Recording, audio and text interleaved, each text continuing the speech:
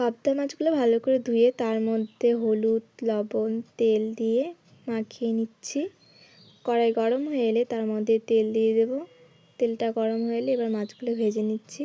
মশলার জন্য আমি এখানে নিয়েছি পেঁয়াজ কুচি, টমেটো কুচি, রসুন, আদা, কাঁচা লঙ্কা, পোস্ত আর সর্ষে দিয়ে একটা পেস্ট করে নিলাম। কড়াই গরম হলে আবারও কিছুটা তেল দিয়ে দুটো শুকনো লঙ্কা লাল লাল করে ভেজে, দুটো তেজপাতা ভেজে, সামান্য পেঁয়াজ কুচি, অল্প কালো জিরে দিয়ে আবারও ভেজে নিচ্ছি। তারপর সেই পেস্টটা এবার দিয়ে দিলাম। এটাকে একটু হালকা কষিয়ে নিয়ে তার মধ্যে শুকনো লঙ্কা গুঁড়ো, 1 চামচ কাশ্মীরি লঙ্কার গুঁড়ো, 1 চামচ জিরে গুঁড়ো দিয়ে আবারও ভালো করে মিশিয়ে নিচ্ছি। 1 চামচ লবণ, 1 চামচ হলুদ গুঁড়ো দিয়ে জল দিয়ে দেব।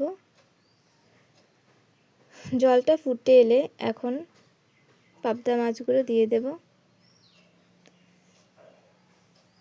এরকম করে ফুটে এলেই লাস্টে কাঁচা লঙ্কা দিয়ে নামিয়ে নিলেই রেডি হয়ে যাবে পাবদা মাছের কালিয়া।